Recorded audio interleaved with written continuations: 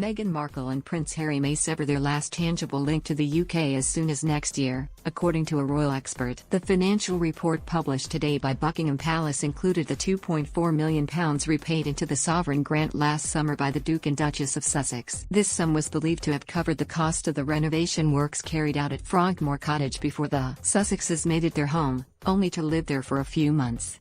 However, the report indicates the couple's payment also covered the cost of the rent for the five-bedroom home in Windsor. Their lease will end on March 31, 2022. And one royal expert believes that date will likely mark the end of Meghan and Harry's links to Frogmore Cottage. Royal author Phil Dampier told The Sun, "It wouldn't surprise me if they didn't renew the lease regardless if Harry makes it up with the royal family or not. His life is now in California and I don't see him and Meghan coming back to the UK often." Harry uses the place as a crash pad for when he's here for certain events, and Eugenie and Jack are no doubt going to want their own place in the future. It is a very large house, and an expensive one to have empty. Meghan and Prince Harry entered their home in Windsor in the spring of 2019, shortly before welcoming their son Archie Harrison. Until then, the couple had lived at Nottingham Cottage, a three-bedroom house on the grounds of Kensington Palace which had been the house of the Duke of Sussex for years. The Sussexes remained at Frogmore Cottage, just a 10-minute drive away from Windsor Castle, until mid-November 2019, when they left for an announced 6-week break from royal duties. However, when they returned in January 2020, they only stayed in the UK briefly to carry out a few royal engagements and announce their intention to step back as senior royals. They then returned to British Columbia, where Archie had remained, and lived there throughout February and March.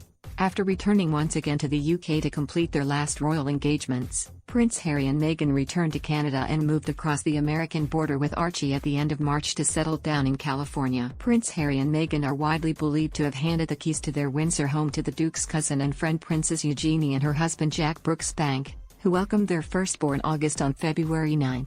After a 14-month absence, the Duke of Sussex returned to Frogmore Cottage in April. There, he self-isolated ahead of the funeral of Prince Philip.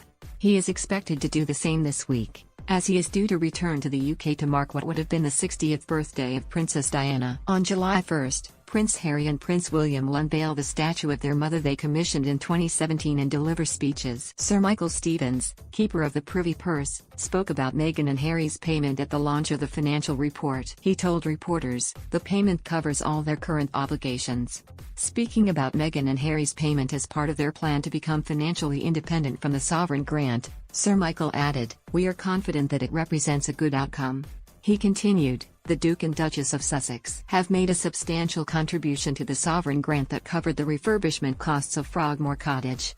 It should also be remembered that this payment has come in the current year at a time where our supplementary income has reduced dramatically.